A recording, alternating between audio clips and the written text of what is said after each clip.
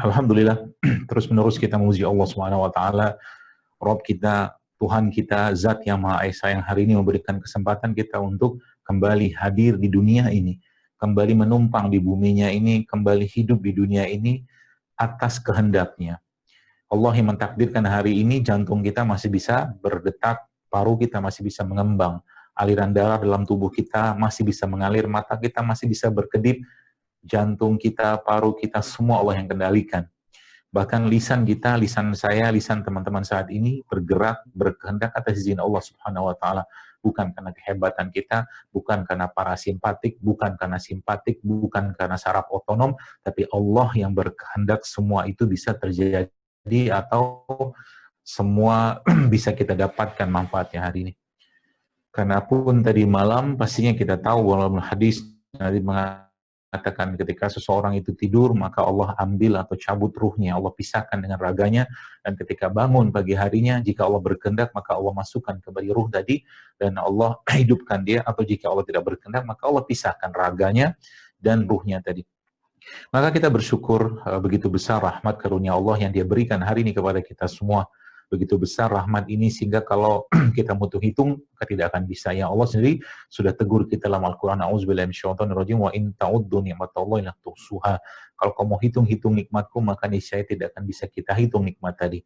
Karena untuk sebuah nikmat oksigen, nikmat jantung, nikmat darah, nikmat yang lain sebagainya itu sangat-sangat berlimpah yang sudah Allah berikan kepada kita. Maka Alhamdulillah adalah kata dengan yang kita dicukupkan oleh Allah untuk memujinya. Bahkan dalam sebuah kata yang sering kita ucapkan dalam zikir pagi kita, yaitu subhanallah bihamdihi adada khalqi wa ridha nafsi wa zinata arsy wa midada kalimati. Salawat dan taslim kita sampaikan kepada uswah manusia yang fisiknya, akhlaknya, nasabnya Allah sempurnakan, yang menjadi tauladan dari segenap urusan kehidupan kita. Nabi SAW memberikan contoh dari mulai bangun tidur hingga tidur lagi. Nabi SAW memberikan contoh kepada kita bagaimana berperilaku sebagai seorang bapak, berperilaku sebagai seorang ayah, berperilaku sebagai seorang suami, berperilaku sebagai seorang anak, dan segala kebutuhan hidup yang bisa kita ambil faedahnya ada semua pada diri tauladan Nabi besar SAW. Yang Allah mengatakan dalam Al-Quran, bahkan Allah menguji Nabi SAW dengan sebuah kalimat yang sangat luar biasa. Wa innaka la'ala khuluqin azim, dan kau sesungguhnya berakhlak yang sangat-sangat agung dan tinggi, wahai Muhammad SAW. Maka teman-teman sekalian, kalau kita bicara Nabi SAW, maka ya uswah kita beliau, ya, gak ada yang lain. Jadi kalau kita bicara Islam, ya maka kita kembalikan semua kepada apa yang sudah disampaikan oleh baginda Nabi SAW, termasuk mungkin dalam urusan kesehatan. Yang saat ini kita tahu bahwa ada pemisahan menurut saya antara aspek-aspek dalam kesehatan ini yang dipisahkan dengan agama, yang ini sebenarnya tidak boleh. Ulama-ulama zaman dulu, mereka memberikan contoh kepada kita semua. Kalau teman-teman baca, hampir semua atau sebagian besar ulama-ulama besar itu mereka juga lah orang-orang yang juga diberi kemampuan oleh Allah SWT untuk mengobati orang lain. Ya. Jadi agama itu tidak terpisahkan dari kesehatan. Sayangnya, ya kita harus pahami keadaannya sekarang, itu dipisahkan sekali. Ya. Bahkan ya kadang-kadang kita lihat bagaimana kita bisa meyakini bacaan-bacaan Al-Quran sebagai pengobatan atau sebagai syifa dari Allah Subhanahu wa taala. Kenapa tidak bisa seperti itu? Ibnu Qayyim al-Jauziyah rahimahullah mengatakan dalam sebuah riwayat bahwa dia pernah pergi ke Mekah. Lalu di Mekah kemudian dia menderita demam, lalu dia tidak mendapatkan apapun.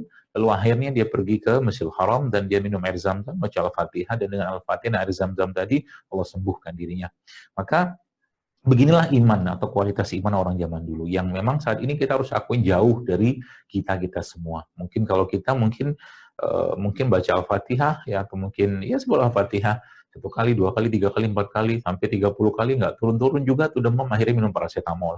Ya, begitulah keadaannya. Ya. Jadi makanya kita harus lihat dulu bagaimana Islam ini membangun konsep-konsep kesehatan. Bahkan dalam Islam ada konsep rumah sakitnya, yang rumah sakit itu ya memang tidak seperti sekarang pastinya, ya dibangun ya atas konsep-konsep yang ada pada Al-Quran ataupun hadis baginda Nabi SAW. Ya, maka kalau kita kembalikan ke sana, maka sebenarnya urusan kesehatan ini gampang sekali. Urusan kesehatan ini gampang sekali. Asal kita mau belajar aja sedikit, kita mau membuka hati sedikit, kita mau mentelaah sedikit. Ya. Islam tidak menolak teknologi, Islam tidak menolak sesuatu yang berhubungan dengan kemanfaatan, tapi kita harus lihat juga konsep-konsepnya. Kita harus lihat juga apa sanatnya, kesanatan ilmu itu, gitu kan. Nah, ini penting kita ketahui dulu ya, supaya apa? Supaya nanti ke depan nggak kebablasan. Ya, di mana kita bisa menempatkan sesuatu itu sesuai dengan tempatnya. Contoh mungkin kalau kita bicara tentang mungkin sedikit, nanti akan saya ceritakan konsep-konsepnya ya. Mudah-mudahan teman-teman bisa praktekkan. Saya nggak tahu ini pada masih koas atau sudah dokter semua atau gimana nih? Moderatornya bisa jawab. Mana moderator? Ada yang masih koas, ada sudah dokter, ada dari peserta umum juga dokter. Baik. Ya baik, jadi teman-teman sekalian, jadi subhanallah ya. Contoh lah kalau kita bicara tentang konsep apa namanya pembersihan. Jadi Islam itu kalau saya mencoba, jadi memang ilmu atau hal-hal seperti ini subhanallah sebenarnya bisa kita pelajari ya. Apalagi teman-teman di sini sudah dibekal dengan ilmu anatomi, fisiologi semacam. Itu kalau dikaitkan dengan Islam itu subhanallah ya luar biasa. Ya luar biasa efeknya maksud saya gitu kan. Bagaimana seorang dokter itu juga menjadi seorang pendakwah. Bagaimana seorang dokter itu atau mungkin yang akan menjadi dokter itu menggabungkan antara konsep-konsep Al-Qur'an ini ya dan konsep-konsep dan hadis pastinya dengan konsep-konsep sains zaman sekarang. Ibnu Katsir mengatakan dalam sebuah riwayat bahwa ayat yang pernah kita baca mungkin dalam surah Al-A'raf, wa kulu washrabu wa la tusrifu, kata dia. Jadi makan silakan, minum silakan, tapi jangan berlebihan. Beliau mengatakan rahimahullah mengatakan bahwa ayat tadi sudah mengandung 50% ilmu kedokteran di situ. Kalau teman-teman lihat, sekarang saya tanya, ini kita mungkin itu ya brainstorming biar nyambung gitu ya. Baik. Jadi saya lihat gitu kan, ada hal-hal yang terpisah di sini gitu kan, yang terpisahkan dari agama. Ya, padahal agama memberikan tuntunan jelas. Teman-teman pikirkan baik-baik. Ketika Allah Subhanahu wa taala menurunkan ayat terakhir kepada baginda Nabi SAW, yaitu yang berbunyi auzubillahi minasyaitonir rajim, al-yauma akmaltu lakum dinakum wa atmamtu 'alaikum ni'mati wa raditu lakum Islam dinan. Bahwa agama ini sudah dicukupkan oleh Allah. Urusan ekonomi, urusan sosial, urusan politik, urusan militer, urusan apapun sudah diatur oleh Allah. Masa sih urusan kesehatan nggak diatur? Kalau saya boleh tanya sedikit ya. Kira-kira adakah tokoh kesehatan di dunia pengobatan yang kita pelajari? Kenapa saya mengatakan kita? Karena kita satu jurusan pelajaran. Tokoh kesehatan di dunia yang kita pelajari saat ini yang betul-betul memberikan contoh sehat yang sebenarnya. Jawabannya pasti nggak ada. Nggak ada contohnya. Kita nggak ada mendengar cerita-cerita atau riwayat-riwayat atau buku-buku ya tentang bagaimana pola-pola kesehatan yang digaung-gaungkan oleh orang-orang katakanlah maaf zaman dulu atau orang barat itu. Nggak ada. Hippocrates atau Hippocrates yang sumpahnya dipakai di kedokteran, pakai Al-Quran lagi. Nah, itu saya kadang-kadang mikir juga tuh. Sumpahnya milik orang kafir ya, tapi kita disumpah pakai Al-Quran. Apakah begitu tantaran dalam Islam? Kita nggak tahu, harus ditanyakan pada ahlinya ya. Bersumpah dengan menggunakan Al-Quran dengan sumpahnya orang kafir. Hippocrates kita tahu orang kafir itu. Baik, kita kembali ke tadi teman sekalian. Jadi banyak kegelisahan lah kalau boleh saya katakan. Jadi nggak ada ceritanya. Jadi bahkan kalau boleh saya tanya sedikit, kita kalau coba saya tanya teman-teman, siapakah orang paling pintar yang teman-teman pernah baca atau pernah kenal? Coba saya pengen tanya dulu nih biar kita diskusinya nyambung-nyambung. Atau moderator juga, siapa nama moderatornya? Huda, Akhi Huda ya. Saya mau tanya dulu kepada antum, ya. Kira-kira siapa orang pintar yang dicekokin selama ini paling pintar sedunia yang kita anggap selama ini? Jawabannya saya tahu. Coba antum jawab dulu deh. Siapa? Albert Einstein. Ini aja udah keliru. Coba, saya tanya kepada antum. Kira-kira lebih cerdas mana Albert Einstein ya? Yang jelas-jelas sekarang kita tahu dia bukan orang Islam dan pasti sedang disiksa saat ini di alam kuburnya. Harus kita akuin itu. Lebih pintar mana si Einstein ini dengan para nabi dan rasul coba? Kira-kira Kira-kira pintar yang mana? Kalau saya jawab pintar Nabi dan Rasul, karena mereka utusan Allah. Gak mungkin utusan Allah itu orang-orang yang IQ-nya bermasalah. Itu aja. Gitu kan? Gak mungkin. Rasulullah SAW kita lihat, pintarnya minta ampun, subhanallah ya. Para Nabi itu orang-orang pintar semua, urutan pertamanya itu. Jadi cekokan kita itu selama ini udah keliru gitu kan. Cekokan di kepala kita, Albert Einstein. Imam Syafi'i itu, teman-teman sekalian, saya pernah diskusi dengan, mendengar seorang ustadz bicara, bahkan Imam Syafi'i itu mungkin kalau alat tes IQ ya dipakai ke beliau, alat tesnya itu yang jebol mungkin. Saking pinter nih orang. Bayangkan, berapa ribu ayat bisa dihafalkan di usia 8 tahun coba, Masya Allah kan. 15 tahun sudah jadi ulama. Ya, maka hal-hal seperti inilah yang mungkin kita perlu kembalikan pada Islam. Bagaimana Islam? Ya pelan-pelan. Mungkin kita bicara terlalu besar ke depan juga di saat seperti sekarang mungkin agak susah, agak sulit. Tapi kita akan bicara bagaimana teman-teman mengambil peran-peran ini di lingkungan Anda, ya di lingkungan antum semua seperti itu. Jadi ya, para nabi itu paling pintar, nabi Rasul itu paling pintar. Yang kedua apa? Sahabat. Itu yang paling pintar. Coba lihat. Mana ada teman-teman, kalau teman-teman lihat peradaban Islam itu subhanallah, nggak masuk akal. Bayangkan saja, sekarang kita nggak kenal listrik segala macam, zaman dulu orang bisa mengalirkan air dari tempat yang rendah ke tempat yang tinggi. Itu kan peradaban Islam. Setelah itu apa? Tabi'in. Baru terakhir tabi'in. Makanya dikatakan apa? Khairun nasi qalni summal ladzi yalunahu summal ladzi yalunahu. Jadi generasi terbaik itu saatku, sesudahnya kata Nabi. Nah, itulah orang-orang yang IQ-nya paling tinggi. Ya, itu dibuktikan dengan karya mereka. Ratusan buku mereka karang. Dan zaman dulu coba bayangkan, teman-teman sekalian. Zaman dulu itu kan nggak ada mesin ketik kayak sekarang, nggak ada laptop, nggak ada komputer, ngetik pakai tangan coba, atau nulis pakai tangan. Apa nggak kurang pintar mereka? Kita baca buku Ibnu Qayyim al-Jauziyah rahimahullah saja 300 buku, subhanallah. Dan itu bukan buku-buku tipis kayak begini. Fawaidul Fawaid, misalkan. Kita baca Zadul Ma'ad, itu 4 jilid, berjilid-jilid bukunya, subhanallah. Kurang pintar apa mereka? Ya, makanya saya katakan tadi, ini kita perlu otaknya didefrag dulu. Otaknya didefrag supaya apa? Supaya kita pahami, teman-teman. Ya, bahwa segala yang dibutuhkan dalam hidup kita ini, contohnya ada pada Islam. Ada. Motivasi ada dalam Islam. Apalagi, pokoknya segala yang dibutuhkan ada dalam Islam. Ya, semua komplit. Bahkan yang dalam tempo era-era sekarang ini, kalau teman-teman sempat lihat, ada seorang dokter namanya Dr. Jamil Al-Qudsi. Ya, dia dokter di Jordan.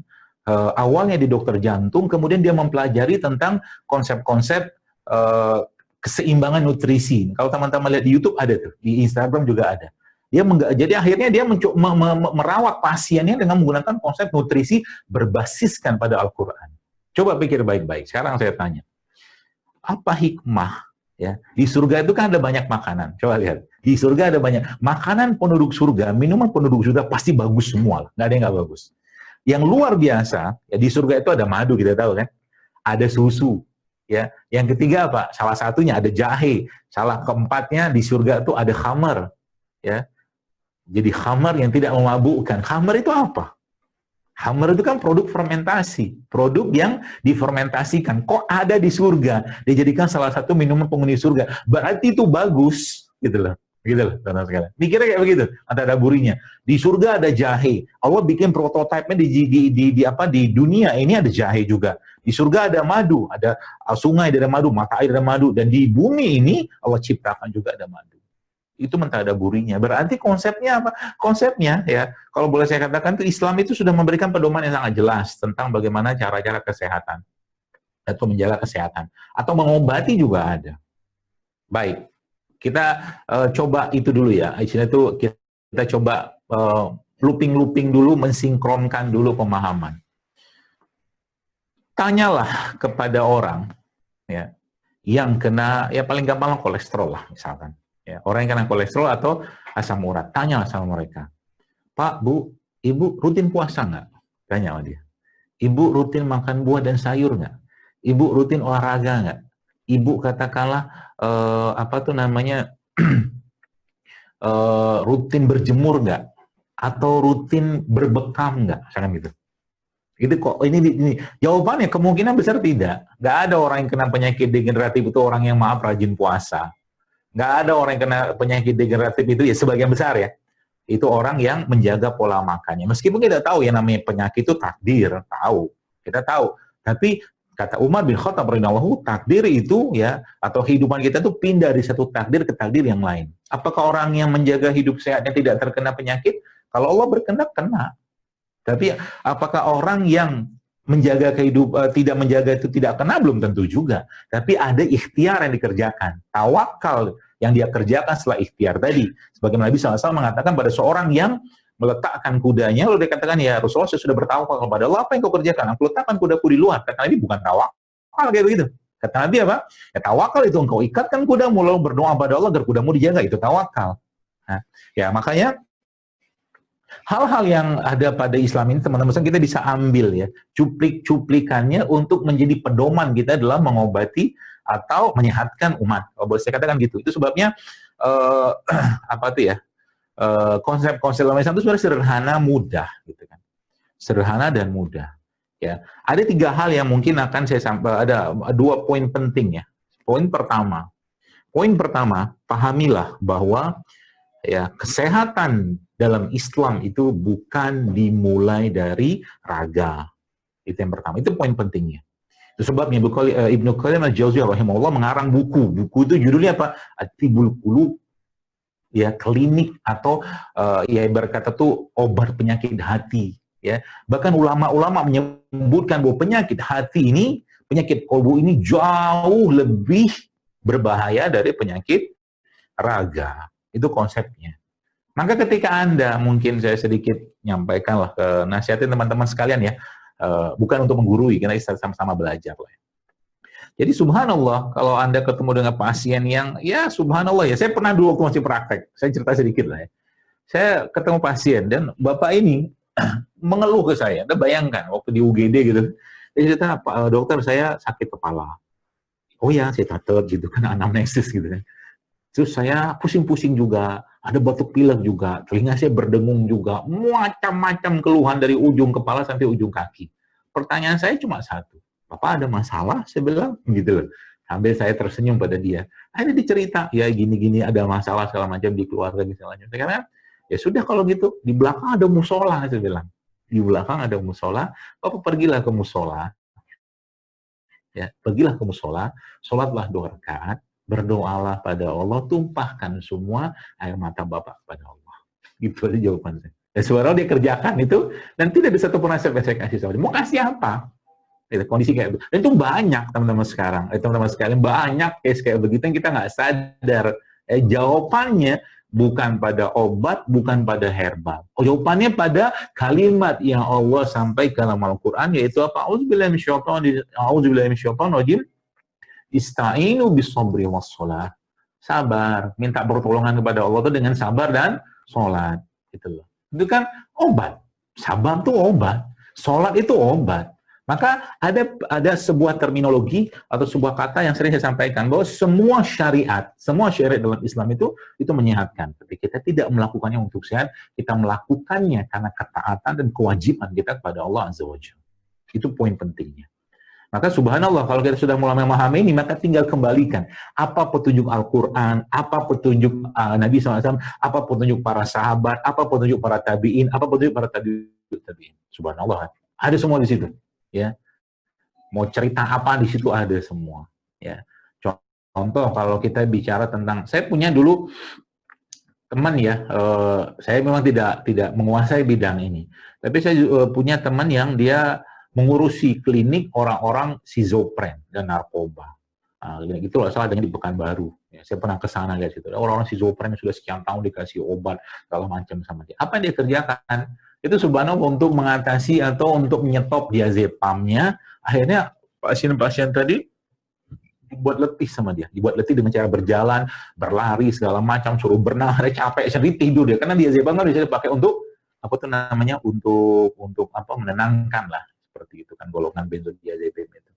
Seperti itu. Kemudian juga disuruh berjalan, suruh berkuda, bahkan sebagian kalau pas lagi hujan itu suruh berendam, ya suruh hujan-hujanan. Karena memang Nabi SAW mengajarkan seperti itu. Nabi kalau ada hujan, Nabi membuka penutup kepala beliau, ya Nabi membuka penutup kepalanya, lalu membasahi ya kepala beliau Sallallahu Alaihi Wasallam dengan air hujan.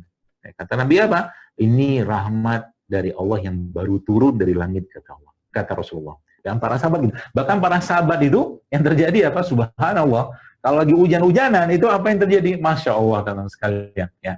Mereka bahkan mengambil barang-barang mereka untuk dibasahi dengan hujan. Untuk mendapatkan rahmat dari Allah melalui air hujan tadi. Ini hal-hal yang zaman sekarang kan agak sedikit apa ya, malah kita jangan hujanan lah, jangan inilah, jangan itu, segala macam-macam lah. Baik, itu konsep dasarnya. Berarti Al-Quran itu, ya, Al-Quran itu memberikan efek. Kenapa? Karena obat dari hati itu, karena hati itu ada penyakit, sebagaimana raga ada penyakit, maka hati juga ada penyakit. Nah ini kita perlu ketahui, nah itu memang kita tidak pelajarin kan, di dunia kedokteran saat ini kita nggak pelajarin itu semua. Ya, kita nggak belajar bagaimana cara mengobatinya. Coba teman-teman nanti baca Tazkiyatun Nafs, baca Timbul Qulub, baca tentang zuhud dan segala macam tuh karangan ulama-ulama itu, Masya Allah, di situ ada obatnya semua. Ya, ada obatnya semua. Untuk apa? Untuk kita menjaga di kenapa? Kalaulah hatinya, kolbunya sudah bermasalah, maka raganya pasti akan ikut. Sombong, hasad, iri, dengki, segala macam. Ya, segala macam penyakit hati ini, sadar tidak sadar, suka tidak suka, langsung tidak langsung, akan mempengaruhi fisiologis manusia. Kata siapa? Kata Rasulullah SAW. Iza solahat, solahat jasada kuluhu. Iza fasada, fasada jasada kuluhu. Orang yang mungkin apa tuh ya, teman-teman pernah baca kisahnya Nabi Yakub. Nabi Yakub itu kan buta. Nabi Yakub itu buta. Ya. Kalau kita baca dalam tafsir dan penjelasan para ulama, kenapa Nabi Yakub itu bisa sampai buta seperti itu? Karena beliau memendam perasaan yang luar biasa besar. Perasaan yang pertama, sedih. Ya. Perasaan yang kedua, marah. Tapi dipendam kan, tapi kan marah itu kan tidak mesti diekspresikan. Dua hal tadi saja, akhirnya diobati oleh Nabi Yusuf alaihissalam. Ya, dengan apa? Dengan Nabi Yusuf mengatakan pada saudaranya saat itu, bawalah jubahku ini dan usapkanlah ke muka ayahku Yakub alaihissalam, dan subhanallah dengan izin Allah ternyata Nabi Yakub bisa melihat kembali. Beberapa ilmuwan melihat bahwa ternyata salah satu rahasianya adalah keringat. Saya ada, kalau teman-teman baca buku tentang keajaiban apa itu ya, tinjauan ilmiah dalam pengobatan Islam itu tuh situ sebutkan tuh seorang dokter, saya ada bukunya tuh tebal. Itu dia menceritakan di situ tentang ternyata tuh air keringatnya Yusuf ya itu ternyata bisa mengobati mungkin katarak atau apapun itu yang terjadi pada Nabi Yakub alaihissalam. Itu salah satu contohnya. Itu salah satu contohnya. Kemudian apa lagi? Banyak sebenarnya kalau kita lihat ya. Ada satu kisah juga. Jadi kalau kita bicara tentang ini semua maka gunakan ikhtiar-ikhtiar langit. Ada tadi saya katakan, jadi sebagaimana saya katakan kolbu itu atau raga itu ada penyakit, maka kolbu itu juga ada penyakitnya. Penyakit kolbu itu dua. Ya. Para ulama mengatakan dua utama penyakit kolbu itu syubhat dan syahwat. Syubhat, syahwat. Oke, kalau kita terjemahkan begini. Berarti orang yang kena misalkan penyakit jantung, ya misalkan gitu kan, ada hubungan dengan penyakit kolbunya? Oh jelas ada. Kalau berdasarkan hadis ini ya apa dia? Ya tadi salah satunya, tanyalah pada orang yang kena penyakit jantung tadi. Dia banyak makan yang tidak sehat nggak gitu kan? Dia banyak puasa nggak? Banyak makan tidak sehat, jarang puasa, jarang minum air, jarang olahraga, jarang sayur buah segala macam gitu-gitu. Jadi dia makan hanya untuk memenuhi selera hawa nafsunya yang masuk ke penyakit syahwat, kan gitu. Jadi menerjemahkan begitu teman-teman. Kemudian termasuk juga penyakit-penyakit berhubungan dengan syubhat, was-was, cemas, khawatir segala macam. Maka obatnya apa? Kalau bisa katakan itu ya mintalah ya ista'inu bisabri, itu salah satunya. Yang selanjutnya apa? Pakai ikhtiar-ikhtiar langit dulu. Contoh, ada satu kisah di Saudi ya. Subhanallah kisah ini cukup populer. Dikisahkan di situ ada seorang wanita Saudi itu terkena kanker, dan saat itu dia memiliki seorang khadimat, seorang pembantu lah di rumahnya itu, yang dia lihat pembantu ini setiap 2 jam dia bolak-balik masuk kamar mandi. Lalu sama ibu ini, teman-teman sekalian, sama ibu atau wanita Saudi ini ditanyain, ini apa yang ente kerjakan? Ya, sampai akhirnya bolak-balik kamar mandi. Akhirnya baru ketahuan bahwa ternyata si wanita tadi, TKI tadi itu ternyata lagi menyusuin, dan dia terpaksa tinggalkan anaknya di Indonesia, ya. Jadi setiap 2 jam sekali itu dia membuang air susunya. Dan apa dikerjakan oleh si wanita Saudi ini, teman-teman sekalian, subhanallah ya. Beliau akhirnya mengatakan pada wanita tadi, kepada orang Indonesia tadi, kan pulanglah kok ke Indonesia. Ya, 6 bulan, 1 tahun itu pulang lah. Susu ya anakmu, aku kasih tetap gaji uang untuk balik ke sini, kata wanita Saudi tadi. Dan kankernya si wanita tadi, itu ternyata beberapa bulan kemudian ketika saatnya dioperasi, atau saya lupa, itu cukup parah penyakitnya tadi, saya lupa ya detailnya tuh, tapi ternyata waktu dicek lagi sudah tidak ada lagi. Nah, begitulah ikhtiar langit. Ikhtiar langit, bahasa saya gitu kan. Ya, jadi hal-hal seperti inilah teman-teman sekalian yang perlu kita tekankan, apalagi kita sebagai seorang orang yang diberikan ilmu oleh Allah ya. Zaman sekarang misalkan kita lagi heboh-hebohnya dengan pandemi COVID ini kan, atau wabah COVID ini ya. Pertama, pahamilah baik-baik bahwa ini semua sudah ada tertera dalam perjalanan hidup kita dan takdirnya kita. Ya. Terus yang kedua apa? Yang kedua, pahamilah baik-baik bahwa sebenarnya ya mau dengan tidak adanya virus ini, kalau mau mati, mati aja. Ya. Tapi ingat, kita juga perlu waspada. Secukupnya saja, jangan berlebihan. Ya, jangan berlebihan. Kita perlu tahu juga data-data di segala macamnya. Ya tidak perlu jelimet banget lah saya katakan ya. Jadi dengan konsep-konsep Islam saya bisa dicegah seperti itu. Jadi yang pertama, konsep sehat dalam Islam adalah sehatnya itu bermula dari kolbu. Itu dulu. Ya. Maka benerin kolbunya. Dengan cara apa? Obat kolbu itu ada 2. Islam itu sendiri berupa nasihat-nasihat ada dalamnya, dan yang kedua adalah Al-Quran. Obatnya 2 aja. Maka Al-Quran itu coba, kenapa sampai ada tajwid? Coba pernah ada izhar, ada iqlab, ada ikhfa, ada idgham, ya, segala macam. Kenapa itu bisa sampai muncul kayak begitu? Pernahkah kita berpikir ketika suara itu muncul dari lisan kita, teman sekalian, itu juga ternyata sebenarnya mempengaruhi juga saraf-saraf kita sebenarnya. Maka Al-Quran itu coba kita dengarkan dengan tenang ya. Kita tadaburi ayat-ayatnya, tanpa sadar kita akan terharu. Kita akan menangis dengan sedih. Kita akan merasakan kedekatan dengan Allah. Itu yang nanti teman-teman coba baca buku. Buku ini judulnya Switch, ya, karangan Dr. Kazuo Murakami, orang Jepang. Buku itu endingnya apa? Dia bilang begini begitu. Dia bilang ini nggak mungkin manusia yang buat. Dia bilang ini nggak mungkin. Jadi dia bilang something great. Dia bilang sesuatu yang agung create this all, menciptakan ini semua. Seperti itu. Itu orang-orang yang subhanallah saya katakan ini orang nggak kenal Islam gitu kan. Padahal semua sudah dijelaskan dengan sangat detail dalam Islam. Ya. Begitu dia mengatakan bahwa ternyata gennya manusia itu bisa di switch, dia bilang, switch on off, dia bilang. Bahasa dia begitu. Jadi salah satu yang membuat switchnya gen tadi itu adalah perasaan. Ya, jadi kalau orang tuh merasakan hikmah, merasakan haru, bahasanya dia dalam buku itu gennya bisa switch gitu. Ya, termasuk juga kalau kita mengatakan bahkan contoh misalkan ada orang sakit, ya sudah pasrahkan semua sama Allah, ikhtiar secukupnya juga, dan jangan bergantung pada ikhtiar, bergantunglah pada Allah yang maha menyembuhkan. Bukan dokternya, bukan terapisnya, bukan pembekamnya, bukan siapapun, tapi Allah yang mengurus. Allah yang berkehendak itu sembuh seperti itu. Sehingga akhirnya kita pasrah. Nah, hal seperti inilah yang sebenarnya dalam kehidupan kita teman sekalian bisa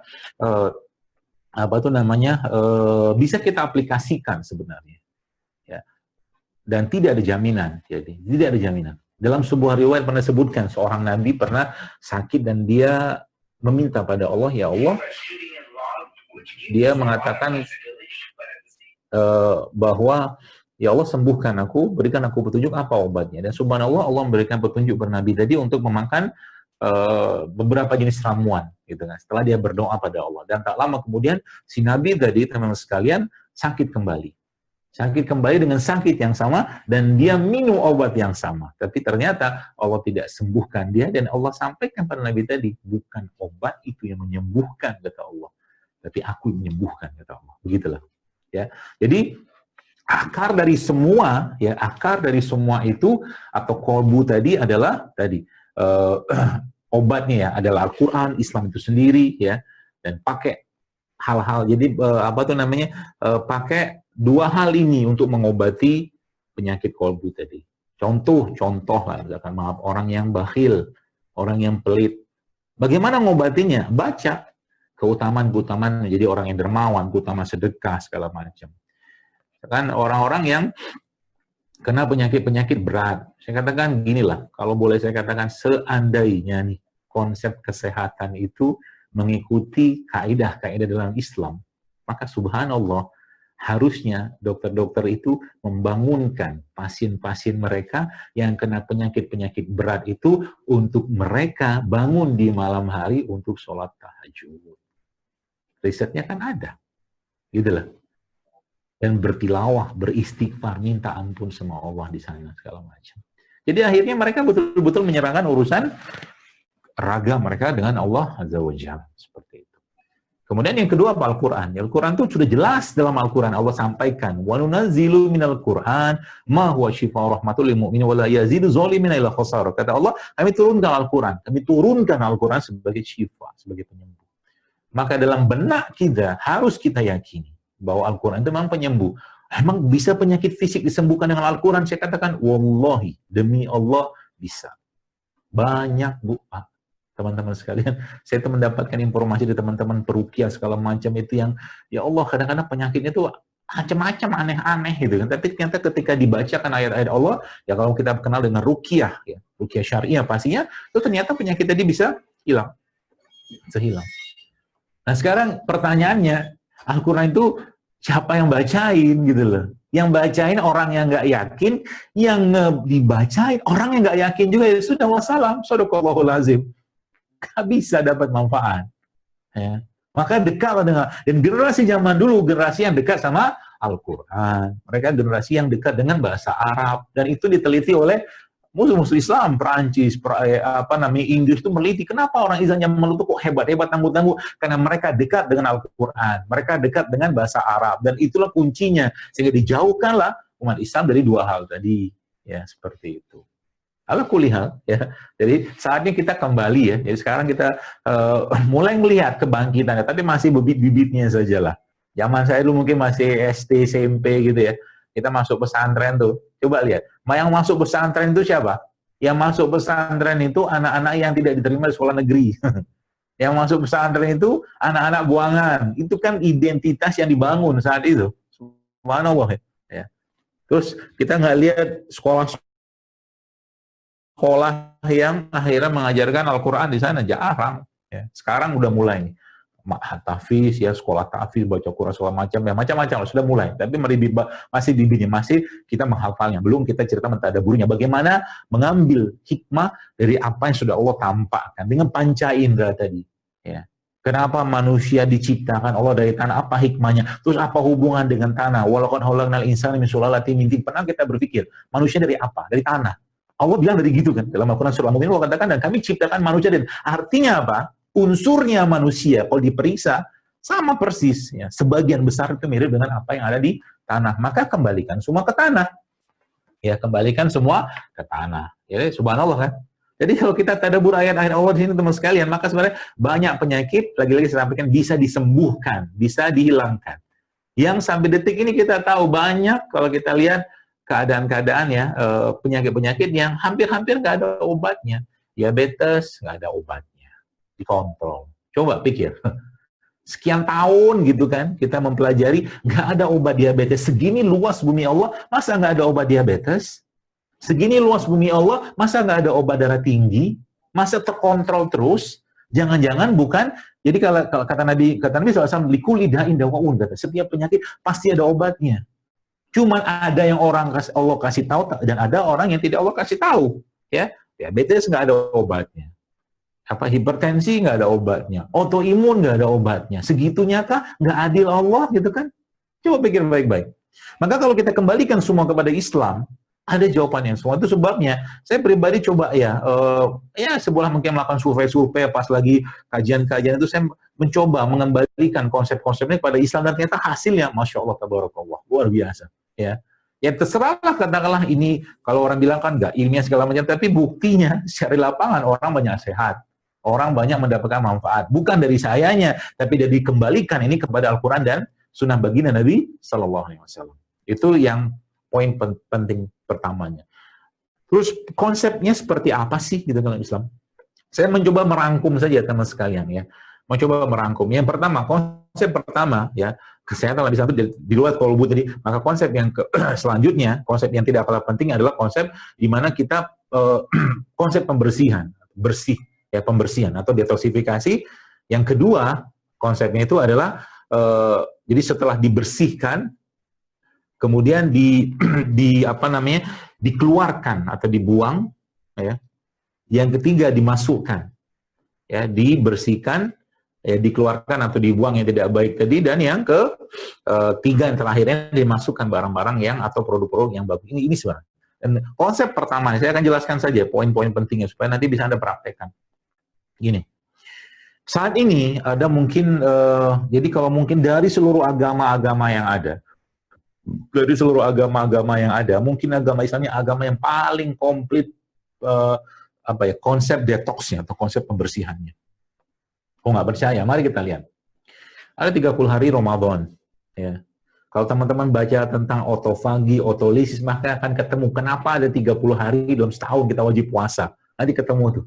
Bahwa ternyata proses otofagi itu terjadi per 12 harian. Jadi kalau 365 dibagi 12, maka akan ketemu angka 30. Jadi sebenarnya muslim tidak muslim dia 30 hari dalam satu tahun dia wajib berpuasa. Itu pesannya sebenarnya. Secara ilmiahnya begitu. Ada 6 hari Syawal, ya. Kemudian ada Ayamul Bid. Kemudian ada Senin Kamis. Ada puasa sunnah, ya. Ada berapa macam puasa tuh? Ramadan, Syawal, Ayamul Bid, puasa Senin Kamis, dan puasa-puasa sunnah yang lain. Banyak. Ada yang terakhir puasa Daud, Nabi Daud, ya. Puasa berselang-seling. Jadi ya mas sekarang lagi heboh-hebohnya intermittent fasting, canggihan Islam, ya, canggihan Islam. Intermittent fasting kan kayak orang berjeda, ya. Jadi dia makan sekian waktu tertentu, nanti dia makan pada waktu, contoh misalkan 16 jam dia nggak makan, nanti 8 jam dia baru makan. Ini kan namanya intermittent fasting. Nanti silakan browsing aja. Itu konsep Islam udah jauh lebih canggih dari itu, apalagi Ramadan. Ramadan itu bukan lagi intermittent fasting, tapi bisa sempitkan fat state atau waktu masa kita makan itu kan disempitkan banget sama. Kita berbuka sahur jam 4 subuh lah katakanlah. Kemudian berbuka let's say mungkin rata-rata jam 6 lah. Berarti sudah 14 jam kita berpuasa. Dikasih kesempatan sholat maghrib, makanlah setengah jam. Lagi sholat isya, tarawih segala macam. Kalau yang tarawihnya panjang bisa kalau di haram kan sampai tengah malam. Coba, jadi fat state-nya kita, fat state itu maksudnya fase makan kita itu, waktu kita makan itu kan di bulan Ramadan disempitkan banget sama Allah karena kita dibuat sibuk proses autofagi yang terjadi pada proses puasa tadi, ya. Itu subhanallah kan, lihat. Jadi udah dibikin setting sama Allah kayak begitu. Sayangnya banyak orang tidak memanfaatkan, sehingga saya pernah cerita di beberapa kajian gitu kan, saya katakan justru malah Ramadan itu menyedihkannya apa? Inflasi kita paling tinggi. Karena banyak orang lebih sibuk, lebih ribet dengan apa yang dimakan lah, bukalah sahur segala macam, buka bersama. Sekarang tahun ini kan karena ada wabah ini kan subhanallah akhirnya nggak banyak yang kumpul-kumpul gitu kan. Nggak tahu inflasi turun apa tidak, tapi bukan inflasi, ekonomi juga turun sih sekarang. Karena orang nggak bisa makan sih, bukan itu lagi. Masya Allah, semoga Allah perbaikilah semua ini. Jadi itu ya teman sekalian, yang pertama itu ya. Yang pertama ada pembersihan, detox dengan cara puasa, ya. Bacalah risetnya, banyak banget puasa. Jadi kalau bilang subhanallah ya, saya katakan umat Islam itu harusnya menjadi umat yang paling kuat, paling sehat, dan harusnya menjadi umat yang nggak ada kanker.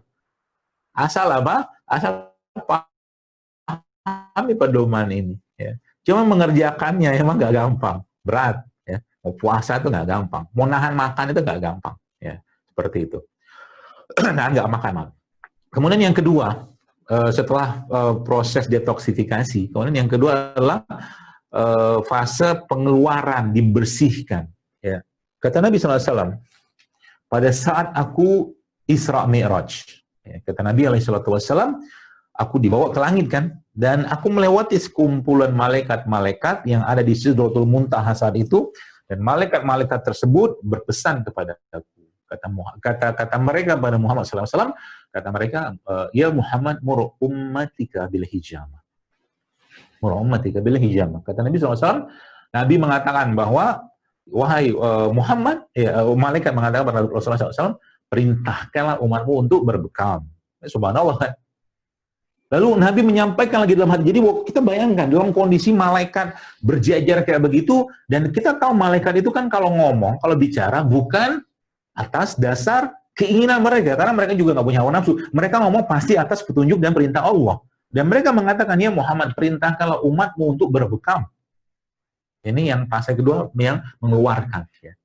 Kemudian subhanallah kan, Masya Allah, tabarakallahnya, dan mereka itu ya akhirnya Rasulullah mendapatkan perintah sholat, dan sebenarnya juga mendapatkan perintah tanda kutip dari Allah untuk menganjurkan umat beliau Shallallahu Alaihi Wasallam, itu kita ini untuk berbekam. Itu sebabnya dalam hadis yang lain Nabi SAW menyampaikan kepada kita, asyifa'u fi salasatin, asyifa, penyembuh.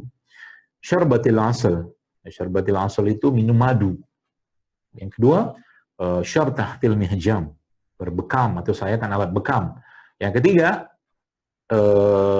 wakaitina, dan kay, besi panas. Jadi hadis tadi menyebutkan bahwa ternyata kesembuhan itu terletak pada 3 hal tadi.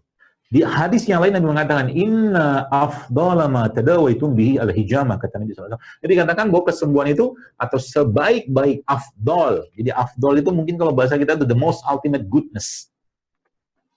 Inna afdhala ma tadawaitum bihi al-hijamah. Kata Nabi, seutama-utama pengobatan adalah hijamah. Nah, sayangnya, kalau kita bicara hijamah, itu pengobatan yang alternatif. Orang bilang gitu kan. Saya pun dulu juga menyangka begitu.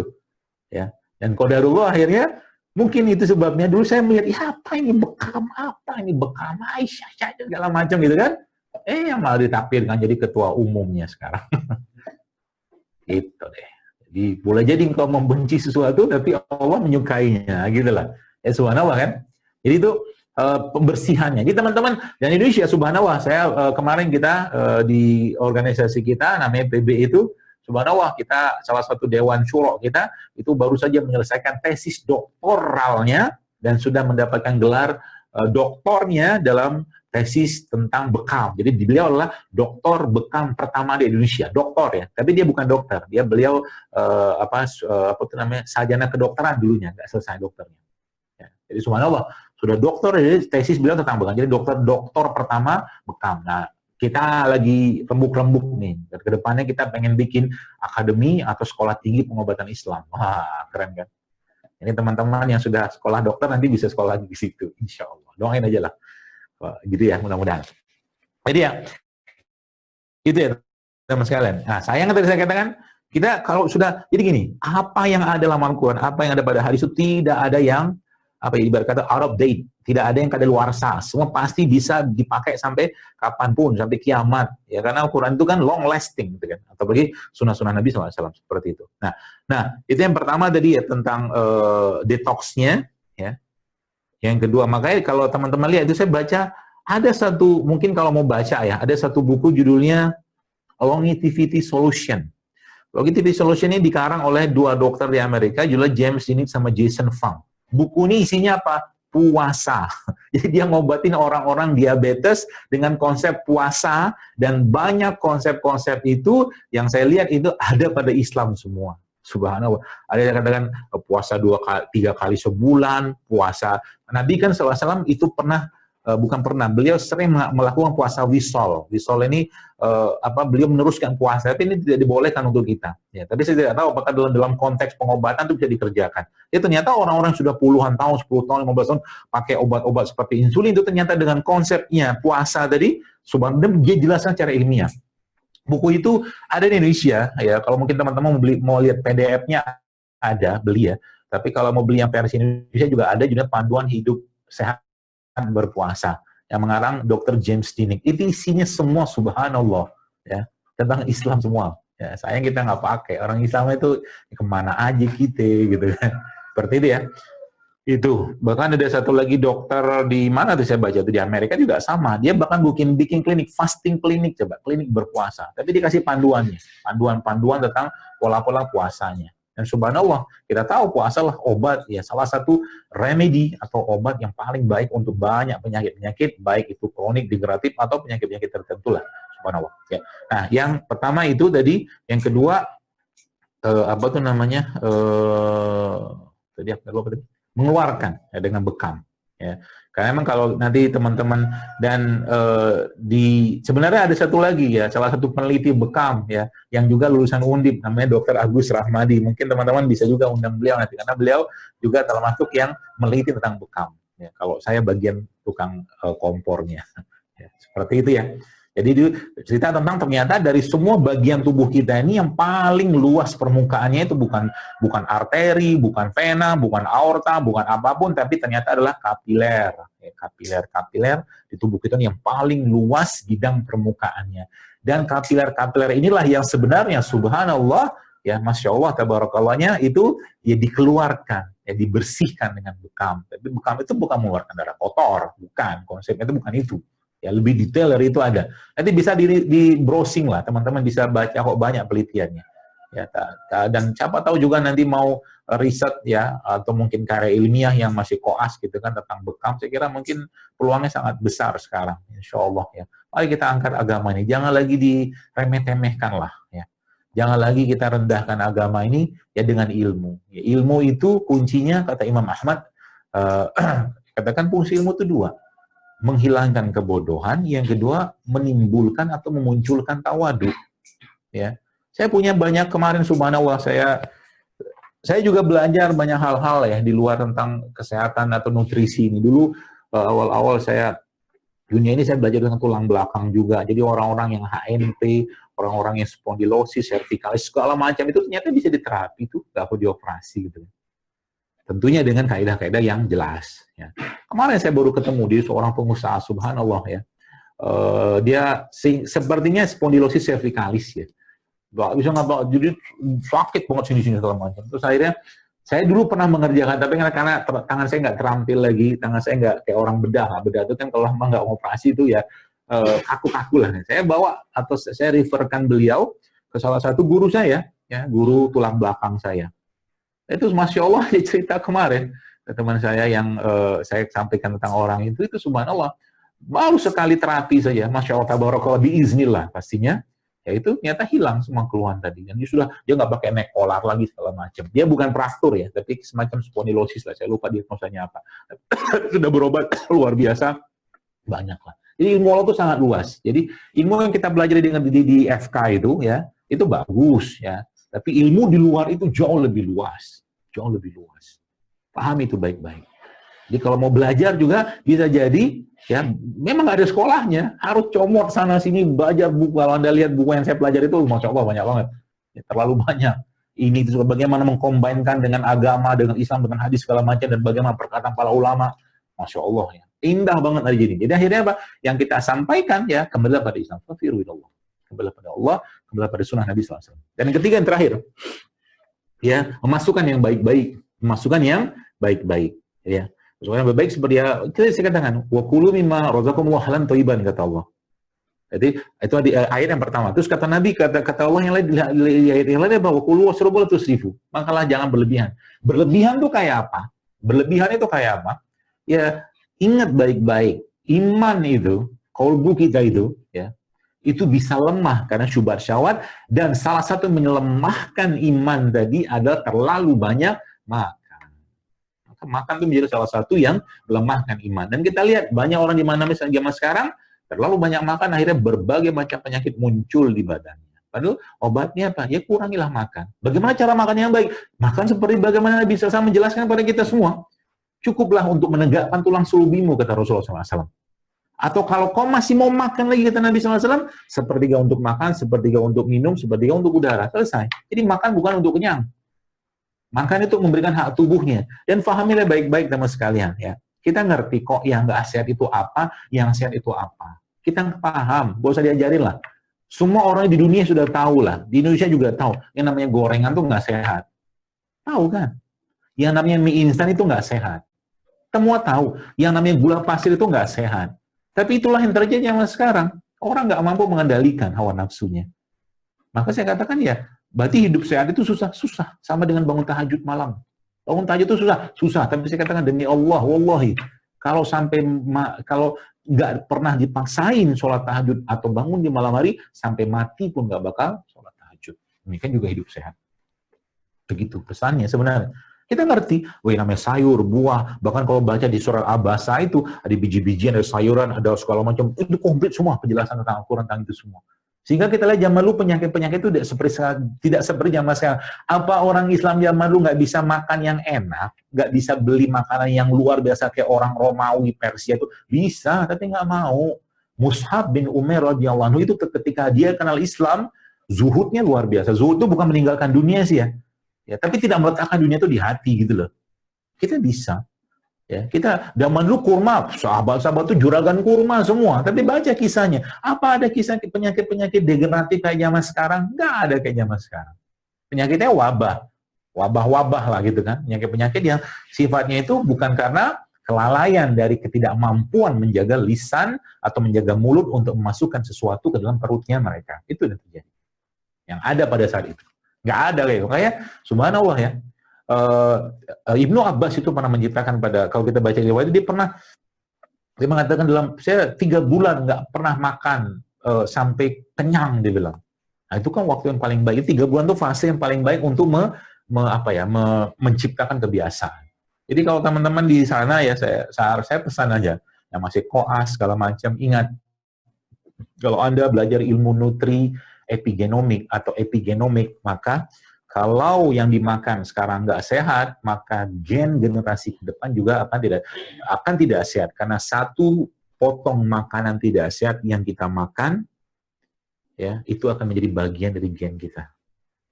Itu pesannya. Jadi kalau sekarang salah satu indikator tidak sehatnya umat ini, salah satu ya. Pernahkah teman-teman berpikir kenapa anak perempuan zaman sekarang itu menstruasinya sudah mulai terjadi pada usia ya kelas 3-4 SD. Artinya kan mensnya sudah awal, sudah lebih dulu. Artinya sel-sel atau ya ibarat kata sel-sel itu sudah matang duluan, bukan pada saatnya. Kalau sudah menstruasinya lebih awal, maka menopausnya pasti akan lebih awal. Tidak heran, banyak sekali case yang saya dapatkan, baik itu di online segala macam, perempuan itu masalahnya di menstruasi. Dan menstruasi adalah gerbang pertamanya. Wanita, akhwat itu kalau dia sudah menstruasi bermasalah, maka gerbang penyakit yang lain akan terbuka. Bukan stroke, kanker, tumor, segala macam, itu termasuk infertilitas juga. Ya, seperti itu. Ya, jadi kalau sudah mulai dipahami ini, maka kita mulai mikir, fal yanzuril insana ila ta'ami, anna sobabna ma'asobba, kata Allah. Pikirin baik-baik yang kalian makan itu. Gitu loh. Kalau udah nggak sehat, jangan dimakan. Kali cip-cip oke lah, sekali-sekali nggak apa-apa lah. Makanya saya katakan ya memang susah. Ya. Saya juga baru tahu ilmu seperti ini juga di saat sekarang zaman dulu ya. Apakah zaman dulu saya nggak makan mie instan? Makan juga, sama aja. Tapi alhamdulillah nggak langsung mati kan. Gitu, lama matinya. Nggak tahu lah. Ya mudah-mudahan Allah maafkan lah kita atas. Jadi sebagaimana Allah katakan dalam surat Atin ya, walaupun khalaqnal insana fi ahsani taqwim, kami ciptakan manusia dengan sempurna. Cobalah untuk berpikir bagaimana masyarakat umat ini bisa mengembalikan jasad ini kepada Allah dalam keadaan yang baik pula, sebagaimana dia menciptakannya, bukan dalam keadaan jasad itu penuh dengan penyakit akibat ketidakmampuan mengendalikan hawa nafsu. Kita pikir itu aja. Ilmu yang Anda miliki teman-teman sekalian bukan cuma sekedar untuk mengobati, bukan. Banyak pasien di luar sana yang tanpa sehat tapi mereka sesungguhnya sedang sakit. Maka jadilah orang-orang yang bisa mengembalikan mereka kepada Al-Quran dan Sunnah Nabi SAW untuk menjaga kesehatan dan untuk mengobati. Dan penjelasannya semua adalah pada Al-Quran. Tinggal kita gali saja. Banyak kitab-kitabnya. Ya. Mungkin demikian short briefnya ya. Mudah-mudahan bermanfaat dan menjadi insight baru buat teman-teman semua. Lagi-lagi Islam tidak menolak teknologi ya. Kita tetap perlu hal-hal yang mungkin kita perlukan, ya mungkin orang-orang yang lagi kejang-kejang, kita perlu suntik diazepam, ya mungkin perlu-perlu saja. Tapi ada banyak hal yang sebenarnya kita bisa kembalikan kepada konsep-konsep Islam dan tuntunan baginda Nabi alaihi salatu wassalam. Wallahu a'lam bishawab. Assalamualaikum warahmatullahi wabarakatuh. Saya kembalikan lagi pada moderator. Waalaikumsalam warahmatullahi wabarakatuh. Masya Allah, sangat lengkap sekali yang disampaikan oleh Dr. Zaidul mengenai integrasi dari Islam dan juga kedokteran modern begitu ya. Untuk selanjutnya kita akan lanjutkan dengan sesi tanya jawab. Dan Masya Allah ini ada banyak sekali pertanyaan yang masuk, hingga 40 pertanyaan, karena kita juga merekap dari pertanyaan saat pendaftaran seperti itu. Nanti mohon maaf sebelumnya kalau mungkin belum bisa terjawab semuanya. Akan kita pilihkan beberapa pertanyaan yang mungkin belum dibahas di kajian ini, dan juga akan memberikan ataupun mencakup beberapa pertanyaan lainnya seperti itu. Untuk pertanyaan yang pertama, dokter, bagaimana pandangan dokter juga mengenai konsep bimaristan atau rumah sakit dalam Islam seperti itu, dokter? Sangat setuju. Sangat setuju. Jadi zaman dulu di konsep dari barisan itu teman sekalian, ini perlu teman-teman pahami. Dulu ya, di zaman dulu, yang paling tinggi gajinya itu adalah ulama sama dokter. Dulu ya. Dan pendidikan serta pengobatan zaman dulu gratis. Jadi orang-orang yang masuk, saya punya buku itu ya. Jadi saya punya buku bahasa Arab gitu kan, yang menjelaskan tentang konsep bimarisan itu. Ya secara garis besar kayak apa. Yang jelas beberapa konsep itu dipakai zaman sekarang seperti pendapat. Tapi konsep rumah sakit zaman bimarisan itu tidak seperti sekarang. Ya ada kebunnya, ada tamannya, seperti jannatun tajri min tahtihal anhar seperti. Dan pasien yang masuk ke situ pulang dari atau mungkin selesai mereka diobatin itu mereka dapat duit, dapat kepingan emas. Karena mereka nggak kerja kan, zaman dulu begitu. Nah, ya itu masih long time ago, tapi kita sekarang dengan saya mencoba merangkai-rangkai lagi ini semua, supaya konsep bimarisan ini kita bisa bangkitkan kembali ya, karena pendidikan dan pengobatan itu adalah pengabdian. Ya, pendidikan dan pengobatan itu pengabdian. Maka niatkan karena Allah, ya bukan untuk mencari keuntungan di sana. Kalau saya sih begitu. Makanya ya, alhamdulillah, saya memang meminta pada Allah, ya Allah jadikan ilmu yang kudapatkan ini bermanfaat sehingga orang bisa sehat dengan gratis, dengan bahkan dengan murah tanpa keluar biaya. Itu yang kita pahami. Dan insya Allah tidak akan tertukar rezekinya. Semakin banyak orang yang sehat, tenang aja. Dokter pasti tetap akan ada kerjaan, tenang aja. Mungkin bisa jadi ke depannya dokter-dokter itu bukan lagi ditanya apa obat sakit jantung, obat sembuhkan, tapi dok bagaimana cara menjaga jantung saya tetap sehat. Seperti itu. Wallahualam. Setuju banget di Maristan.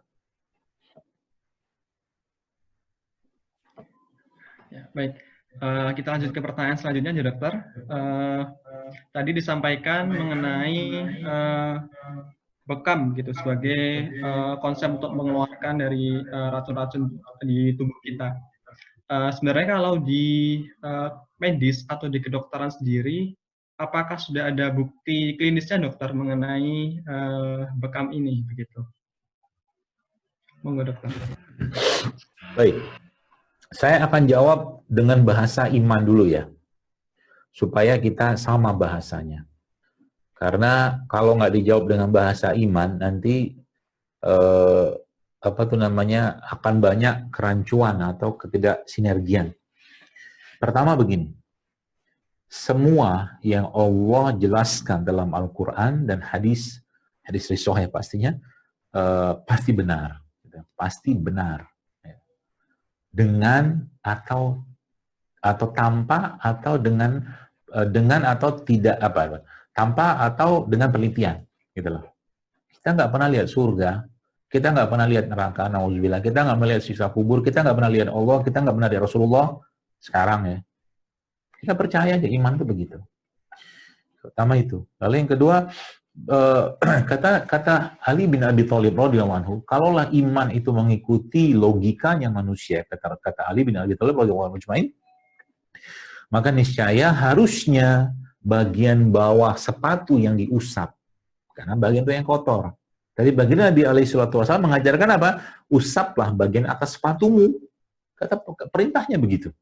Ya, maka Masya Allah ya, jadi ini konsep iman tuh kayak begitu. Diucapkan dengan lisan, yakini dengan hati, dengan amalkan dengan perbuatan. Ya, itu konsep utamanya dulu, ya, supaya teman-teman paham. Jadi dengan atau tanpa penelitian, kita kalau beriman ya beriman aja, gitu kan. Allah mengatakan madu itu penyembuh. Allah mengatakan, Rasul mengatakan batu sodo itu penyembuh. Ya sudah, yakini saja. Ada keberkahan di situ. Bahkan Allah Nabi mengatakan kurma itu subhanallah berkahnya luar biasa. Rumah di dalamnya ada kurma, maka rumah tadi tidak akan kelaparan. Itu konsepnya. Maka kalau itu sudah kita pahami dulu baik-baik, maka hati kita lega, ya. Supaya apa? Gak dengan ilmu pengetahuan kita yang cetek ini tuh kita mencoba mencari pembenaran atas nama keilmiahan, gitu. Salah nggak? Nggak salah. Silakan saja. Tapi dasarnya apa dulu? Ya, itu dulu ya, supaya nanti bahasanya nyambung ya. Saya cuma nasihati saja. Ya, karena banyak orang yang sekarang dijelaskan luar biasa detail pun kita nggak percaya juga. Nah, kalau dijelaskan juga, itu akhirnya juga minta naikin standar level penjelasan kalau macam dia sudahlah, ngapain juga ya. Dan kita kebetulan banyak sekali case-case yang kalau nanti teman-teman belajar tentang bekam itu masya Allah ya, dahsyatnya luar biasa kerjanya. Nah, itu Dr. Agus Rahmadi itu yang beliau sangat concern dengan sangat lengkap bisa menjelaskan. Nah itu, jadi kalau ditanya apakah bekam itu ada risetnya, ada banyak, udah terlalu banyak. Ya, itu aja. Tapi di sana namanya bukan bekam, tapi blood cutting. Ya, blood cutting. Ya, blood yang randomized control trial juga ada, yang macam-macam lah bentuk-bentuk penelitian di situ yang saya baca itu banyak sekali. Cuman Indonesia belum sampai ke sana. Ya. Kalau yang Pak Wahyudi Widada yang dokter bekam saja tadi juga dia penelitiannya langsung ya menggunakan manusia dan di lab-kan semua. Ada, sudah sangat banyak. Cuman mungkin karena dunia kita tidak di situ gitu kan, dunia Anda nggak di situ, jadi nggak ngakses ke sana. Padahal dunia pengobatan Islami, subhanallah teman-teman sekalian itu ya luar biasa. Ya. Kalau seandainya para peruqyah syariah itu diberikan kesempatan untuk meruqyah orang, mungkin ya ada seorang ustaz mengatakan dokter itu nggak ada kerjaan lagi nanti. Karena banyak penyakit-penyakit fisik itu ternyata biiznillah dengan izin Allah itu disembuhkan dengan ayat-ayat Al-Quran, bisa. Dan itu terbukti. Ya. Dan para ulama jamur seperti itu yang mereka kerjakan. Ya. Maka mari kita kuatkan ini semua ya. Kalau apakah penelitiannya sangat banyak? Nggak banyak-banyak. Ya saya nggak pernah detail nulis pernah ngitung berapa sih, tapi cukup banyak. Ada beberapa buku tentang bekam pun juga cukup banyak menjelaskan tentang itu. Jadi tinggal ada browsing aja. Ya. Kalau data ilmiahnya ada. Wallahu a'lam bishawab. Insyaallah. Alhamdulillah. Nah, ini ada pertanyaan lagi dokter untuk selanjutnya. Dokter mohon saran kepada dokter muda yang lulus di era penuh tantangan seperti BPJS, revolusi industri 4.0, wabah COVID sekarang ini, bagaimana kemungkinan jalan karir yang bisa dipilih begitu, utamanya dalam rangka menerapkan kedokteran Islam. Dan mohon sarannya untuk dokter-dokter yang sebentar lagi akan lulus ini atau dokter muda yang akan lulus ini, bagaimana jika ingin belajar mengenai Tibun Nabawi atau JSR seperti Ustadz? Begitu. Jadi mungkin seperti halnya waktu saya dulu lulus koasil, kerja di klinik mana gitu kan, dapat penghasilan berapa, sebulan dapat berapa, dari pasien berapa, mungkin mirip-mirip gitulah sih. Baik, saya akan jelaskan dengan bahasa keimanan saja. Teman-teman sekalian, ketika anak Adam itu dilahirkan ya oleh ibunya, maka sudah jelas rizkinya, ya, ibadahnya, jodohnya, mautnya udah jelas semua, sudah ditetapkan oleh Allah. Maka jangan pernah khawatir, ya, jangan pernah khawatir dengan dunia. Itu pesan saya. Allah Subhanahu wa taala sudah mentakdirkan sebagaimana, kalau kita mungkin saya coba kerucutkan kalau bicara rezeki lah ya. Kan bahasa-bahasa tadi itu karis, kan itu kan rezeki aja. Kita mungkin mengarah ke bagaimana konsep bagaimana di peluang kerja segala macam, dapat gaji berapa, nggak usah pikirin itu. Pahamilah baik-baik, sebagaimana maut mengejar seseorang, kata Nabi SAW, rezeki itu juga akan mengejarnya, atau mengejar dia seperti halnya maut mengejar seseorang. Jangan khawatir. Dan orang beriman, orang bertakwa itu, "May yattaqillah yaj'al lahu makhraja," kata Allah. "Wa yarzuqhu min haitsu la yahtasib. Jadi orang-orang yang bertakwa itu rezekinya nggak terduga-duga, tenang aja. Ya. Santai, boleh saja bro. Kalau kata aku tidak pernah gusar dan tidak punya gelisah karena rezekiku dijamin Allah. Itu pahami baik-baik. Tapi harus ada ikhtiar pastinya. Rezeki itu seperti pohon mangga. Ada pohon atau buah mangga yang buah mangga itu kita bisa tunggu jatuh buah itu jatuh.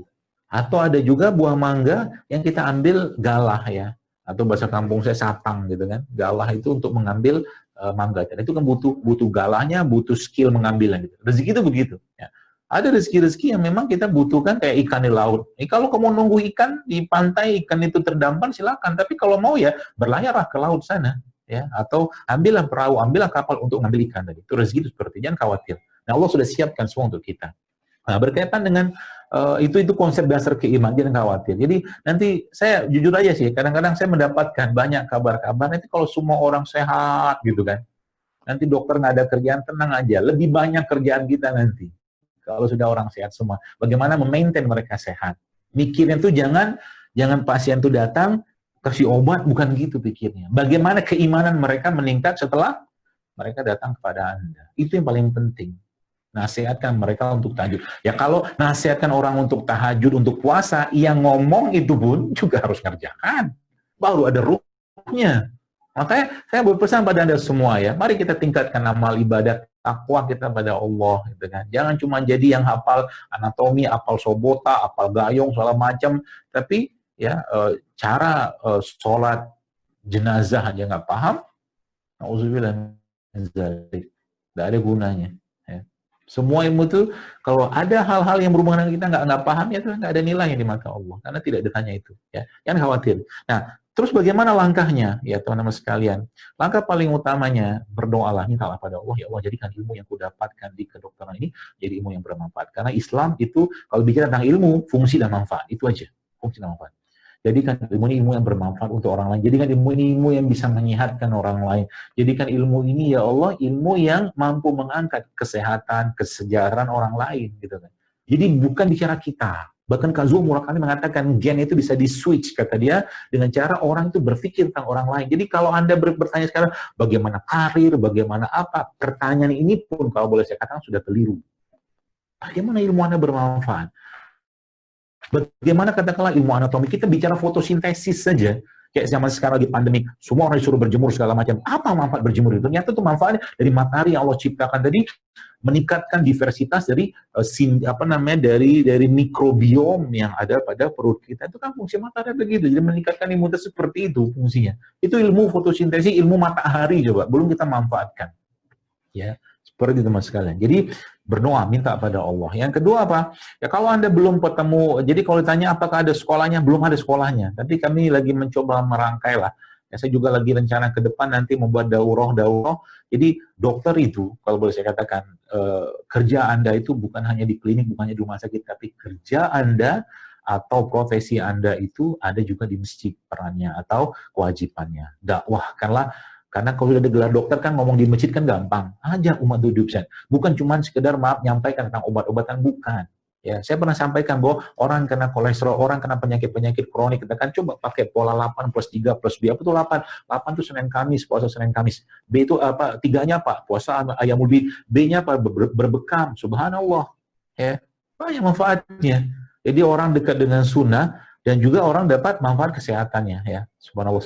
Itu bisa dipelajari ya. Teman-teman buka aja. Jadi coba ada beberapa jenis buku ya. Jadi kalau salah satu buku rujukan yang paling standar yang kita pakai itu buku Tibun Nabawi karangan Ibnu Qayyim Al-Jauziyah, yang buku ini diambil dari buku karangan beliau juga namanya Zadul Ma'ad edisi yang keempat. Jadi teman-teman bisa baca pelan-pelan. Dan minta kepada Allah, ya Allah dekatkan aku dengan ilmu kesehatan yang membuat orang dekat kepadamu, membuat orang dekat kepada sunnah baginda Nabi SAW. Itu minta kepada Allah seperti itu. Ya. Jadi kalau kita sudah seperti itu tuh, nanti Allah dekatkan pelan-pelan. Allah akan, jadi hikmah itu kan Allah beri, lihat tanah, lihat apa, diberi hikmah terus sama Allah. Itu yang canggih nanti. Lihat jantung, ya. Ketika membahas jantung itu bergerak bukan karena saraf otonom, wallahi, karena Allah yang berkehendak dia berdetak, itu loh. Bahasa akidahnya dipakai. Ya, kalau kita kan pakai simpatik, boleh, nggak masalah. Cuman ingat, ada kuasa yang lebih tinggi dari itu semua. Ya. Hal-hal seperti itu yang sampaikan kepada umat, kepada masyarakat. Ya. Dan dengan Anda punya kapasitas dan ilmu sebagai dokter, pakai. Ya, apakah dunia barat ilmu nggak bisa dipakai semua? Ada yang bisa kita pakai. Ada, tenang aja.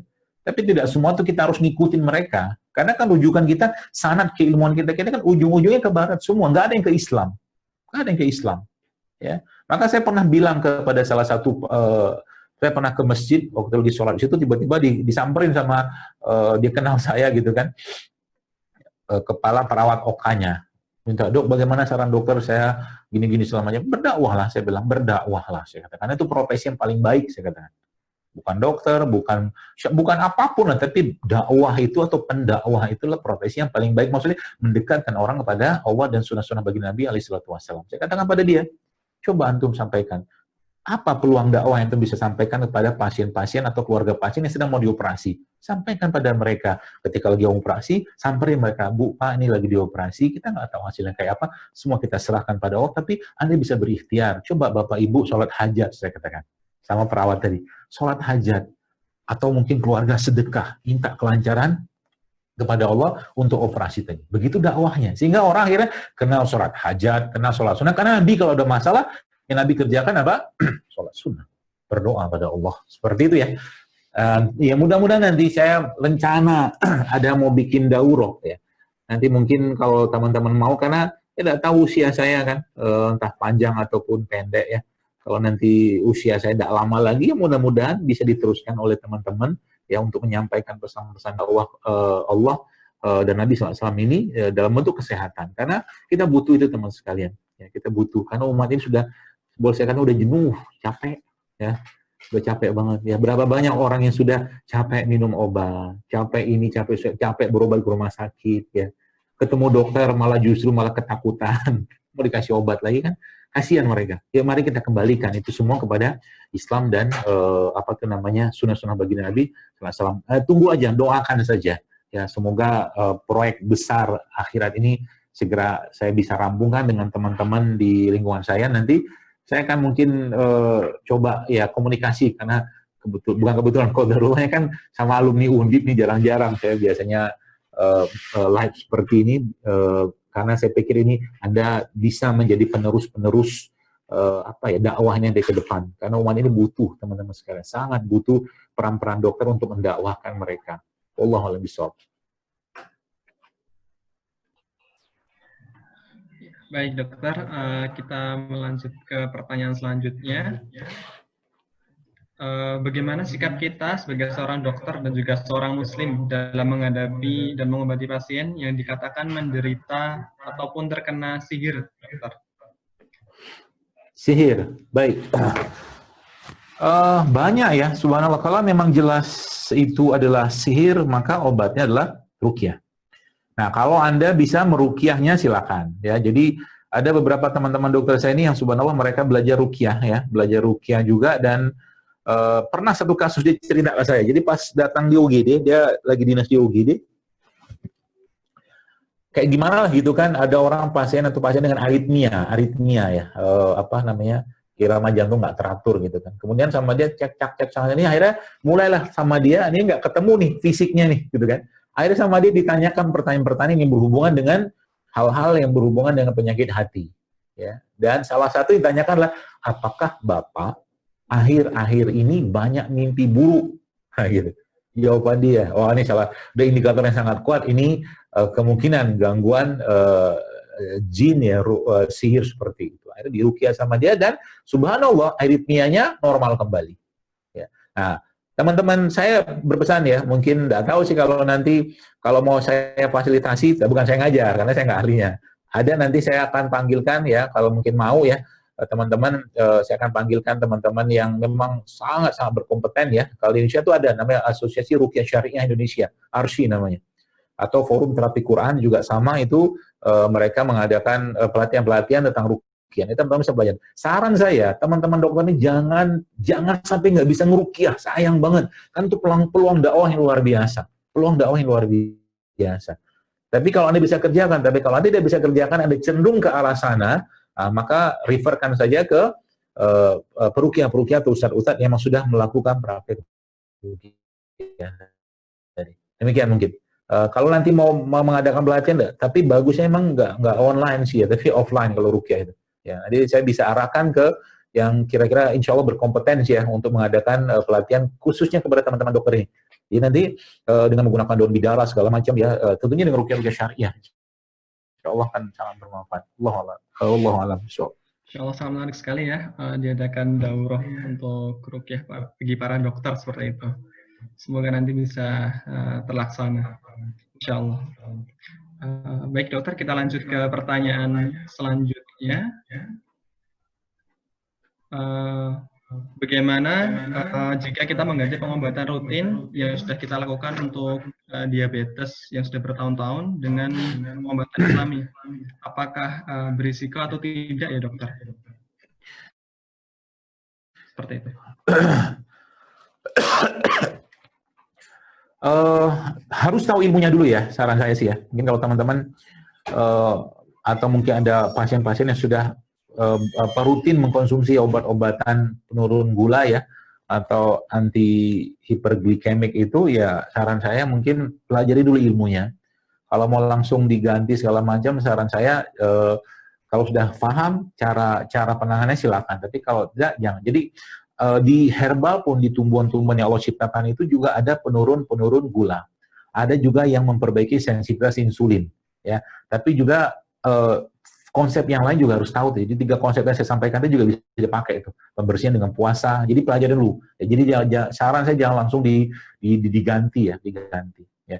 Ibu saya sudah sedikit kalau DM. Ibu saya, masya Allah, karena diabetes ya, karena memang ada keturunannya. Qadarullah memang karena pola makannya beliau agak cukup bermasalah gitu kan. Semoga Allah sehatkan beliau. Itu subhanallah, beliau karena DM pertama kali ngecek DM itu sekitar ya berapa tahun? 15 tahun yang lalu loh, nggak salah. Itu pakai stick glukotes itu sampai kan alat itu nggak bisa ngecek lagi sampai high gitu kan. High itu kan di atas 500 gitu kan.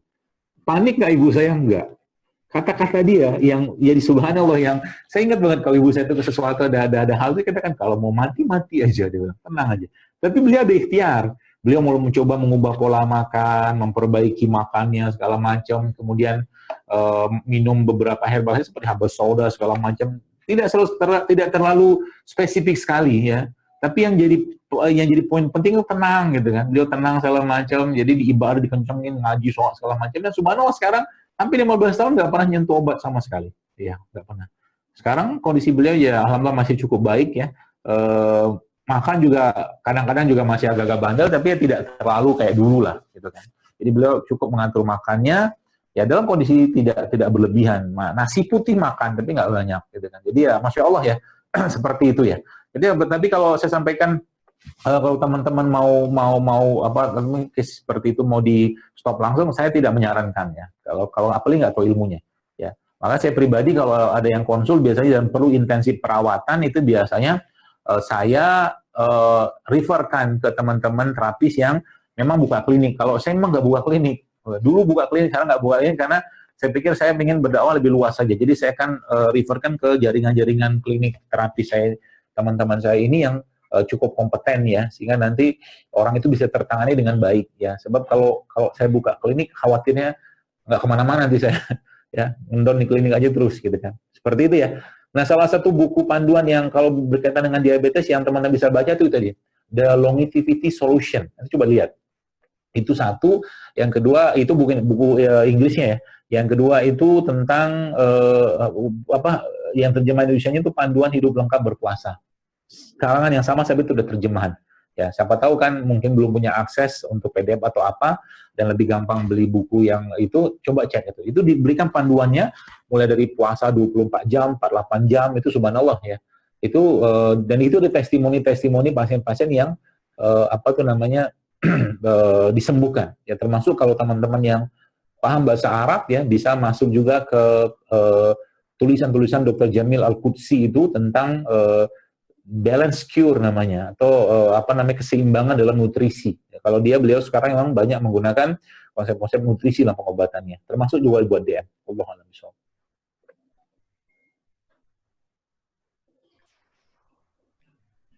pada intinya tetap dikomunikasikan dan dicari ilmunya terlebih dahulu jadi dokter itu. Kita lanjut ke pertanyaan selanjutnya, dokter. Bagaimana penggunaan madu?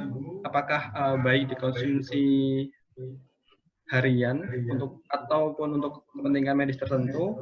Dan bagaimana penggunaan madu pada anak usia kurang dari 1 tahun, dokter? Ini sampai jam berapa ya? Ini untuk jamnya sampai 10.45, dokter. Masih ada waktu 10 menit lagi. Ya. Baik, bismillah. Jadi berkaitan dengan madu ya, madu itu menjadi salah satu yang produk ciptaan Allah yang terbaik ya. Jadi kalau teman-teman baca ya, jadi kalau saya mencoba menjelaskan dengan bahasa yang lebih gampang dicerna lah ya. Kalau kita bicara asam amino segala macam itu teman-teman bisa baca. Tapi saya membaca gini, karena manusia, karena kata Allah dalam Al-Quran, walaqad khalaqnal insana min sulalatin min tin, kata Allah, kami ciptakan manusia dari tanah. Maka subhanallah ya, bayangkan kalau seandainya ya, kita diperintahkan oleh Allah, wahai hambaku ya, makalah daun dari pohon ini, misalkan gitu kan. Makalah daun dari pohon ini segala macam ya setiap hari gitu kan. Ribetnya kita minta ampun kan. Tapi subhanallah, ya pohon itu kan, bayangkan pohon ya. Pohon itu kan dia ada akarnya, ada batangnya, ada daunnya, ada rantingnya, ada buahnya, ada kuncup bunganya.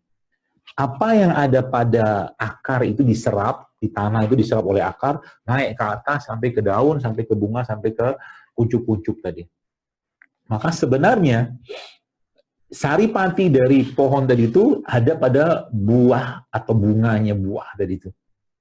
Maka Allah Subhanahu wa Ta'ala memerintahkan pasukannya, tentaranya yang bernama lebah, untuk mengambil sarinya bunga tadi. Kalau bahasa sari bunga. Tapi sebenarnya sari bunga tadi adalah sarinya tanah. Dan kalau kita kembalikan pada manusia, ya,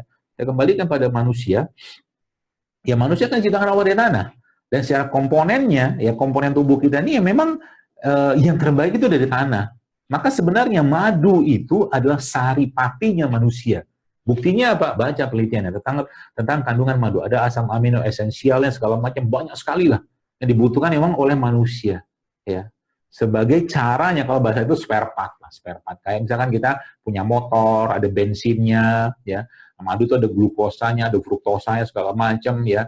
Ada olinya segala macam. Itu komplit semua, ya. Ada pada madu, ya. Jadi madu dan kurma itu merupakan dua produk ciptaan Allah yang kalau boleh saya katakan jangan pernah tinggal tiap hari deh, minum aja tiap hari. Tapi dalam jumlah yang tidak berlebihan. Berapa banyak minumnya? Ya standar lah, mungkin 3 sendok makan sehari cukup, 5 sendok makan mengikuti waktu sholat juga nggak masalah.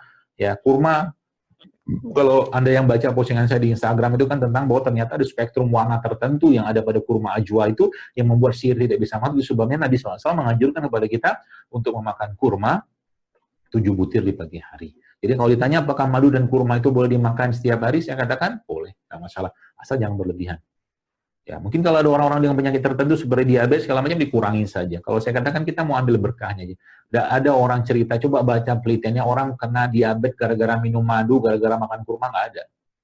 Orang kena diabetes itu gara-gara kebanyakan karbohidrat, terutama karbohidrat simplet dari gula pasir, dari tepung, kan seperti itu kan sebenarnya. Atau lemak-lemak akhirnya membuat proses atau mungkin metabolisme insulinnya tidak berjalan lancar di badannya itu. Yang kedua berkaitan dengan madu buat anak-anak di bawah 1 tahun. Jadi gini teman-teman sekalian ya, pahamilah baik-baik. Allah menciptakan sesuatu, Allah memberikan janjinya. Apakah Allah ingin menciderai kita? Tidak mungkin lah. Bacalah penelitiannya. Apa ada bakteri yang bisa? Jadi kan selama ini kan, mohon maaf saya katakan, ini informasi saya nggak tahu dapat dari mana. Saya katakan saya lebih percaya dari apa yang Allah sampaikan, Allah firmankan, dan Nabi sabdakan, atau Nabi janjikan. Sudah jelas-jelas Allah menjanjikan situ ada kesembuhan. Sudah jelas-jelas Nabi menjanjikan ada kesembuhan situ. Artinya apa? Nggak ada batasannya sebenarnya. Dan tidak mungkin ada bakteri bisa hidup dalam produk ciptaannya Allah.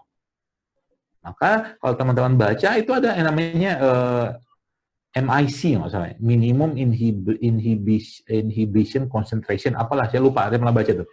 Oh ternyata emang kalau madu itu diletakkan kuman tuh nggak bisa tumbuh berkembang di situ. Justru malah madu itu antibiotik. Nah sekarang kenapa kita melarang anak-anak dikasih minum madu? Karena informasi yang beredar dalam madu ada bakteri. Saya katakan subhanallah. Bagaimana ceritanya? Dalam produk terbaiknya Allah itu berapa banyak orang kena penyakit gara-gara minum madu? Kita berani ngasih maaf antibiotik, kita nggak berani kasih antipiretik segala macam ke anak-anak, tapi ngasih produk ciptaan Allah, kok nggak berani sih? Kok nggak mau sih? Lebih dijamin yang mana kalau bahasa saya? Saya katakan seperti itu, ya. Tapi ya terserah masing-masing sih ya, saya nggak memaksakan. Kalau saya, anak-anak saya kasih aja. Selepas 6 bulan ASI, masukin aja madu ke dalam makanannya, nggak ada masalah. Asal madunya benar itu aja. Nggak ada ceritanya madu bisa, atau kuman bisa hidup dalam madu. Katakan, wallahi, tidak mungkin. Ya, sama juga dengan orang, adalah teman dokter pernah tanya ke saya gitu kan, saya katakan, dia tanya, bagaimana dengan dosis kunyit segala macam, ini saya katakan kita orang Indonesia itu minum kunyit ya paling sejempol, sejari, 2 jari gitu-gitu doang lah. Nggak berlebihan, nggak juga kita sehari itu minum kunyit setengah seperempat kilo, nggak ada. Ya, secukupnya saja lah, nggak berlebihan. Dan dosis itunya, dosis terapinya, dosis letal, dosis apa itu kan sangat-sangat jauh ya. Kalau misalnya kita bicara paracetamol ya, dosis paracetamol kan seingat saya sih, mungkin teman-teman buka lagi lah. Seingat saya itu kan dosis maksimum kan 5.000 mg sehari. Ya, 5.000 mg.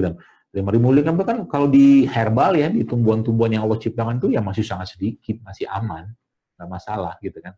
Jadi insya Allah mana aja, kalau saya sih ya, tapi kalau tergantung, jadi kan namanya juga berpendapat sesuai dengan pemahaman ya. Kalau ada yang mengatakan tidak boleh, silakan saja, saya tidak mau berdebat, tapi kalau saya lebih percaya pada Allah dan Rasulullah SAW. Allah.